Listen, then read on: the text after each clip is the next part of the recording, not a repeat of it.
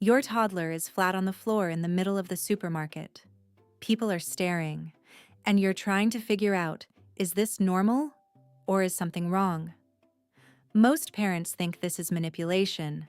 Science says something completely different. And once you hear it, you will never panic about this again. Before we get into the science, I want to ask you something. When it happened, whatever your version of this was, what did you feel in that moment? Embarrassment? Frustration? Maybe a little shame? Like people around you were judging you as a parent? Because if any of that sounds familiar, I want you to know that reaction is one of the most universal experiences in toddler parenting. You are not alone in it. And here's the thing that makes it worse. We've been told a story about this behavior for a long time. We've been told that when a toddler hits the floor like that, they're being manipulative, that they've figured out how to control you, that if you respond with warmth, you're making it worse. That story is not only scientifically wrong, it actually makes the behavior harder to deal with. And today, I'm going to show you exactly why. Because what if that meltdown on the floor wasn't your child losing control? What if it was your child doing something actually quite sophisticated? Something that makes complete sense once you understand what's happening inside that little brain? Stick with me, because by the end of this video, you're going to look at your toddler completely differently. Your toddler has a part of the brain called the prefrontal cortex. That's the part responsible for things like logical thinking, impulse control, and managing emotions. And here's the key fact. In a toddler, that part of the brain is not just underdeveloped, it is literally under construction. Think of it like trying to drive through a city where the roads are only half built. You can't take the highway because it doesn't exist yet. You have to find another way.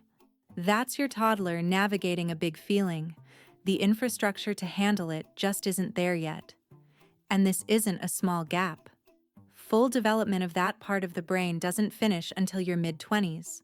At age 2 or 3, they're working with maybe 10 or 15% of that system actually online.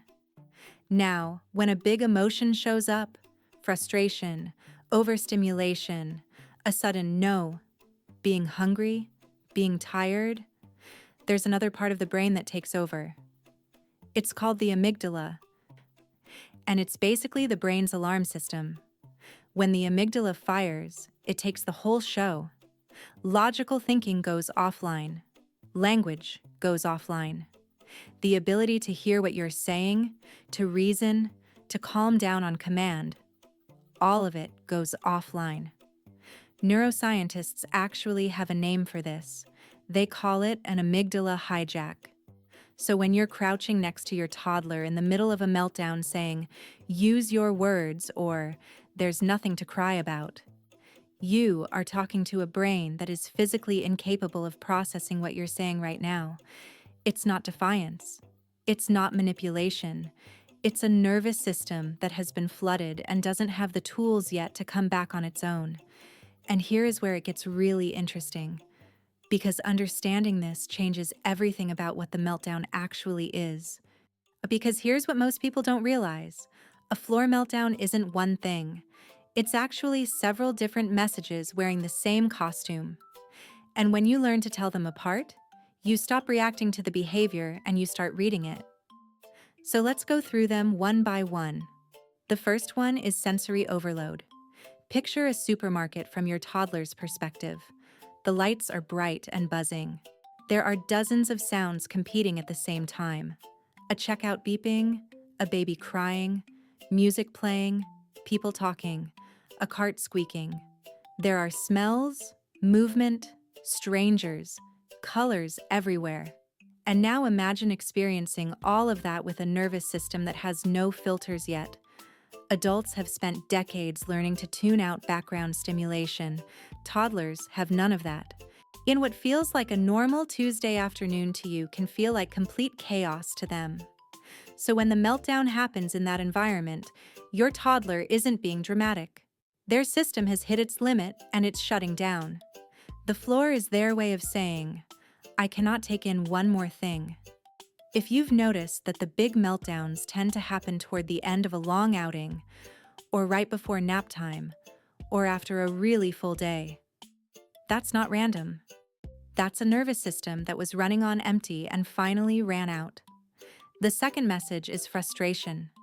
Specifically, the frustration of wanting something you can't express yet. Your toddler has a full inner world.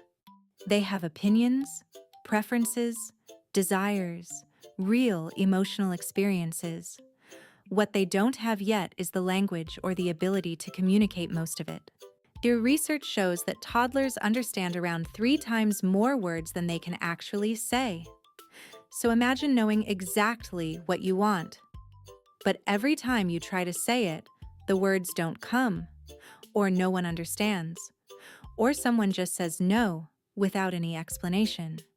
The meltdown in that case is a pressure release. It's the emotional equivalent of a valve blowing because the pressure has nowhere else to go.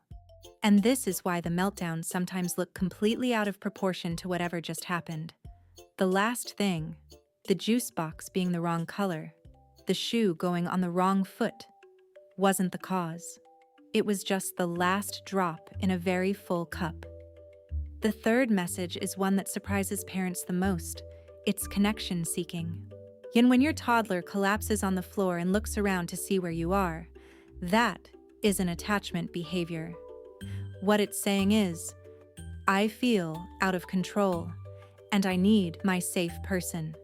Because here's something developmental psychology has known for decades. The parent is the external regulation system for a toddler. You are the prefrontal cortex they don't have yet. When you're calm, their nervous system has something to anchor to and settle with. This is called co-regulation. The toddler's system literally syncs with yours. And this is why the meltdowns are often bigger with you than with anyone else. It's counterintuitive, but it actually makes sense. You are the one they trust enough to fall apart in front of. With you, they feel safe enough to let it all out. The grandparent, the daycare worker, in the neighbor, they get the managed version. You get the real one. That's not a failure. That's the relationship working. And the fourth message, the one that tends to get the most judgment from everyone around you, is the protest meltdown. This is the floor drop in response to a limit, a transition, or a no. And here's the truth about this one that most people never hear. It is a sign of healthy development. Between about 18 months and 3 years, toddlers are going through what developmental psychologists call the separation individuation phase. In plain terms, they are learning that they are a separate person from you, that they have their own will, their own preferences, their own sense of self. And the way that learning shows up is through protest, through testing limits, through asserting loudly that they do not accept your decision. That is exactly what that phase is designed to look like. The toddler who never protests, who always complies, who never pushes back. That's actually the behavior that catches the attention of developmental researchers. A child who protests is a child who knows they have a self-worth defending, and I know that doesn't make it easier to handle in the parking lot. But knowing your child is doing exactly what they're supposed to be doing developmentally, that changes the story you tell yourself about the moment. So let's zoom out, because everything we've talked about has something in common. Every single version of this behavior, the sensory shutdown, the frustration explosion, the connection seeking, the healthy protest, is evidence of a child who is emotionally alive, who is engaged with the world, who trusts you enough to be completely undone near you, who is developing exactly as their brain is designed to develop. And the research on this is really clear. Children who are allowed to experience and express the full range of their emotions, without shame, without punishment for feeling, show significantly better emotional regulation as they get older.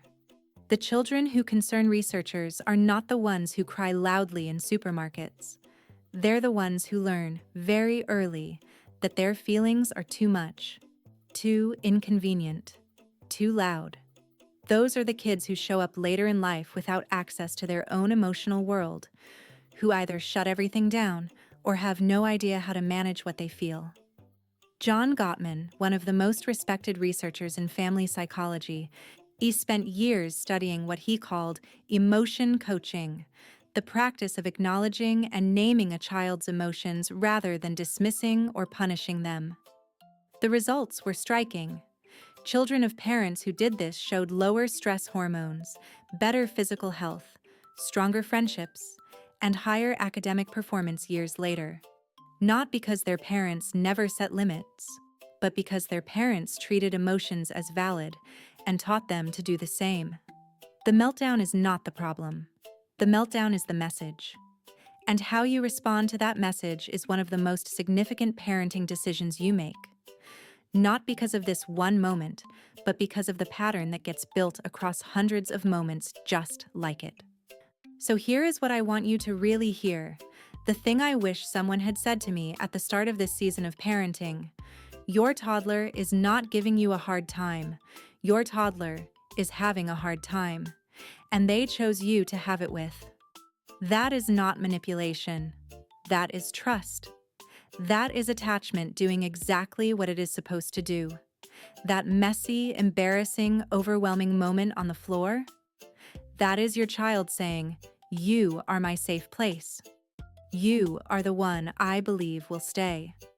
And when you shift from asking, "How do I stop this behavior?" to asking, "What is my child telling me right now?" everything changes. Not because the meltdowns disappear overnight, but because your relationship to them changes. You stop being at war with the behavior and you start being a reader of it. That shift, that one, is what transforms parenting. Not scripts, not tricks, just understanding. So let's bring it together. The next time your toddler hits the floor, here's what you now know. Their prefrontal cortex is offline and their alarm system has taken over. They are not manipulating you. They are communicating. Whether it's a nervous system that's been pushed past its limit, a frustration that doesn't have words yet, a need for your calm presence to help them come back down, or a healthy, developmentally normal assertion of who they are. And your response in that moment, staying grounded, staying present, naming what you see without judgment, is not weakness, and it is not giving in. It is co-regulation. It is building the neural pathways for emotional competence that will serve your child for the rest of their life. You are not just surviving the meltdown. You are literally helping wire their brain. Your child is not being difficult. Your child is becoming who they're going to be. And the fact that they're doing it out loud in front of you, trusting you to be there, that is not a parenting failure. That is a relationship working exactly the way it was meant to. Stop guessing. Start understanding. If this resonated with you, grab the ebook. The link is in the description and in the pinned comment. And in the next video, we're going to talk about another behavior that confuses and worries a lot of toddler parents. Why your child suddenly starts hitting, and what they're really trying to say. That one is going to surprise you just as much as this one did. See you there.